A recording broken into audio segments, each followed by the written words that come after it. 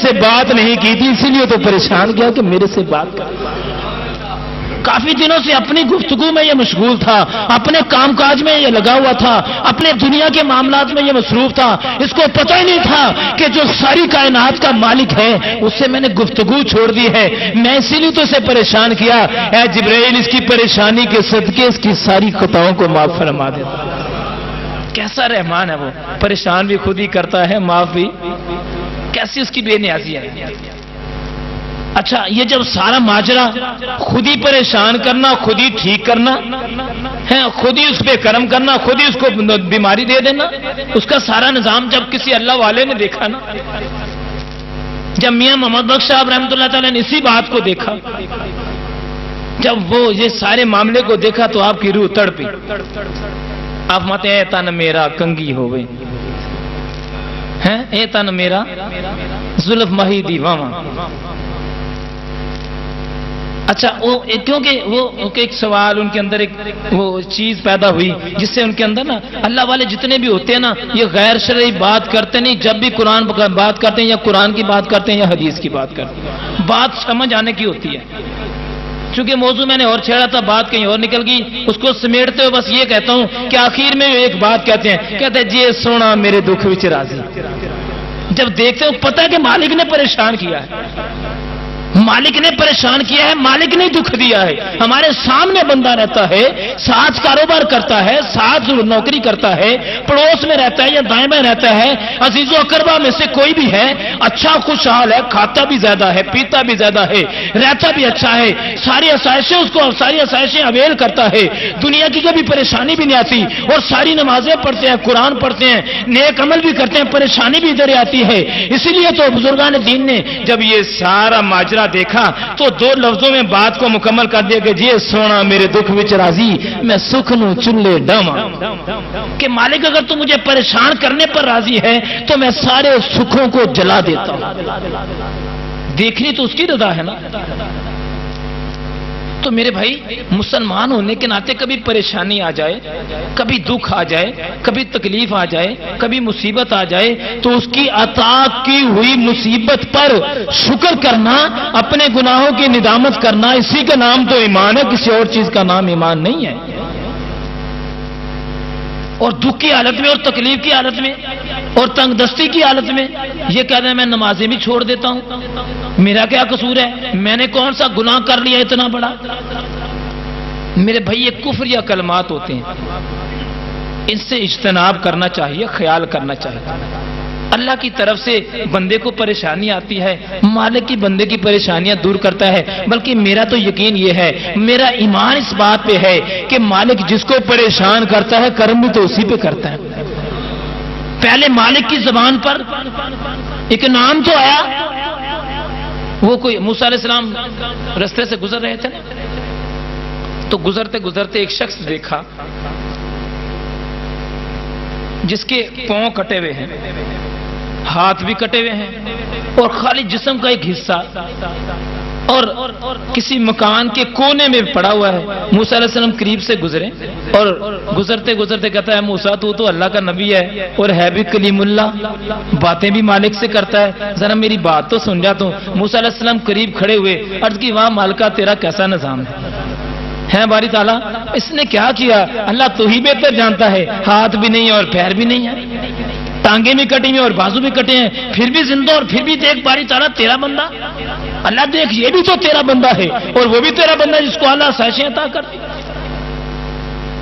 بندہ کہنے لگا موسیٰ میرے رب سے پوچھ کے آنا، میرے رب سے پوچھ کے آنا کہ میرے لیے بھی کئی جگہ رکھی ہے اس نے۔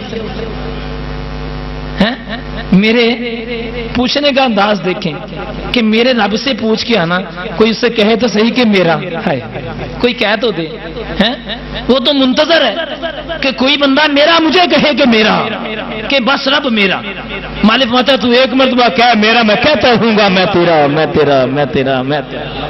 حدیث پاک کے الفاظ ہیں، مصطفیٰ کریم علیہ السلام ارشاد فرماتے ہیں جب کوئی بندہ ایک مرتبہ کہتا ہے اللہ تو رب کعبہ 7 مرتبہ ہوتا ہے لبیک عبدی لبیک عبدی لبیک عبدی، اے بندے میں حاضر میں حاضر میں حاضر میں حاضر۔ موسیٰ علیہ السلام جب کھڑے ہوئے تھے کہنے لگا موسیٰ اللہ سے پوچھ کے آنا کیا میرے لیے میرے رب کے پاس کہیں جگہ ہے؟ موسیٰ علیہ السلام چلے گئے. جیسے موسیٰ کلیم اللہ علیہ السلام گئے اور وہاں جا کے بات کی، عرض کی باری تعالیٰ میں تیرے سارے نظام کو تو پروردگار جتنی تو مجھے عطا کرتا ہے اتنا میں سمجھ آتا ہوں. اللہ میں تیرے اس نظام کو سمجھا تو ضرور ہوں لیکن مجھے اس کی مصلحت اور حکمت سمجھا کے کہا ہے. اللہ تو نے خود ہی اس کو پیدا کیا، خود ہی اس کے بازو کٹائے، خود ہی اس کی ٹانگیں کٹائیں، اللہ خود ہی اس کو اس حال میں کر کے اور خود ہی اس کے اپنے اس کے دل کے اندر اپنی محبت خود ہی ڈال. اللہ یہ کیا نظام ہے؟ اس تیرے بندے نے میرے سے سوال کیا ہے. کیا سوال کیا ہے؟ حالانکہ مالک کو نہیں پتا میرا بندہ میرے سے کیا سوال کر رہا ہے. کیا سوال کیا ہے؟ عرض کی باری تعالیٰ اس نے یہ سوال کیا. اللہ پاک نے فرمایا کیا موسیٰ اسے کہنا میں نے جنت اور دوزخ کے درمیان جو دیوار بنائی ہے نا اس دیوار میں ایک سوراخ ہے، میں نے تجھے اس میں رکھا.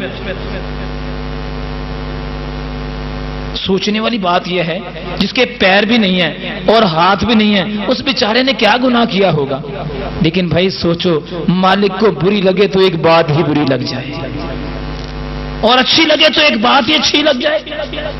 اس کی شان بے نیازی ہے، نہ جانے مالک کو اس کی کون سی بات بری لگی جس کی بنا پر اس کا اتنا برا ٹھکانہ. آج سوچو میرے بھائی کوئی ہماری بات تو نہیں اس کو بری لگتی، کوئی ایسے کلام تو نہیں ہم کہہ جاتے جس سے مالک ناراض ہو جائے، کوئی ایسی بات تو نہیں کر جاتے جس کی بنا پر خالق ہمارے سے ناراض ہو جائے. ایسا تو نہیں اس کی حکم ادھوری تو نہیں کر جاتے کیا دنیا کمانے کے چکر میں، پیسہ کمانے کے چکر میں ایسا تو نہیں ہم جھوٹ بولتے چلے جائیں؟ ایسا تو نہیں ہے کہ ایمانداری کو چھوڑ دیں؟ ایسا تو نہیں ہے کہ حقوق و لباس کا خیال نہ کریں؟ یہ ساری باتیں جب سامنے آتی ہیں تو بندہ سوچتا ہے. تو موسیٰ کلیم اللہ علیہ السلام نے جب پوچھا مالک نے جواب دیا کہ اس کا ٹھکانہ میں نے وہ جگہ رکھی. اب موسیٰ علیہ السلام اتنی جرت نہیں کہ دوبارہ پوچھیں اللہ اس کا قصور کیا ہے. اتنی جرت نہیں. یہاں تو کہتا نا یا تو نماز پڑھنے نہیں جاتا، کہنا میں آپ پہ جواب دے لاں گا تو جا اپنی پڑھ جا کے.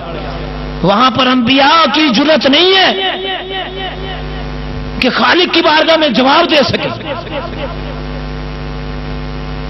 اور ہیں بھی کلیم اللہ، ایسے موسیٰ علیہ السلام، ایسے نبی جو کلیم اللہ ہیں.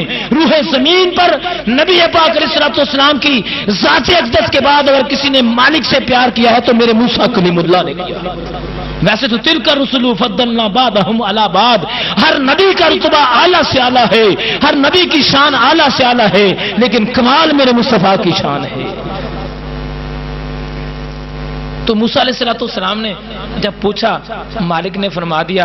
اب موسیٰ علیہ السلام افسردگی کی حالت میں، پریشانی کی حالت میں کہ مالک دیکھ وہ تیرا بندہ آخر تیرا ہے نا، اللہ آخر ہے تو تیرا اور سوال بھی تیرے سے کر رہا ہے. تیرے سے سوال کرے اور خالی چلا جائے، لیکن جرت نہیں ہو رہی کہ میں پوچھوں کہ اللہ کیا معاملہ ہے.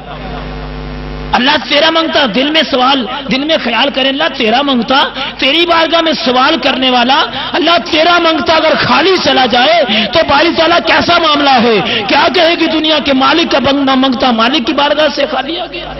اچھا پیغام دینے والا نبی، پیغام خالق کو دیا جا رہا ہے اور پیغام بھیجنے والی مخلوق، اللہ مخلوق نبی کے ہاتھ پیغام بھیجے اور رب بھی ایسا رب ہو کہ اگر کوئی سوچے میں بھی کہتے کہ تو میرا رب ہے تو رب قبول کر لے تو بندہ جاگتے میں اس کی بارگاہ سے سوال کرے کیسے ہو سکتا ہے وہ خالی آ جائے. اب موسیٰ علیہ السلام دل میں سوچتے آ رہے ہیں کہ اللہ ایک بندے نے تیری بارگاہ سے سوال کیا، چل تو اس کا دل رکھنے کے لیے کہہ دیتا یار میں تجھے معاف کر دوں گا. تو نے مالک فرما دیا کہ اس کا ٹھکانہ جو ہے جنت اور دوزخ کے درمیانی جو دیوار ہے اس میں ہے، وہ سوراخ ہے جس میں جہنمی مطلب جہنم کی آگ جس سے آئے گی جل جائے گا. اب وہ بندے کے پاس جب پہنچے تو بندے نے موسیٰ علیہ السلام کا چہرہ دیکھا اور مسکرا پڑا. کہنا موسیٰ میرے رب نے میرے لیے کوئی پیغام بھیجا ہے، میرے رب نے میرے لیے، یقین دیکھو اس کو پتا تھا کہ میں نے اس کی بارگاہ سے سوال کیا ہے جواب ضرور آئے گا. اس کا ایمان تو دیکھے کیسا ایمان تھا کہ میں نے خالق کی بارگاہ سے سوال کیا ہے، جواب مجھے ضرور ملے گا۔ موسیٰ کلیم اللہ علیہ السلام جب اسے آگے کہتا ہے کہ مالک نے تجھے فرمایا ہے ٹھکانہ تیرا ضرور ہے، لیکن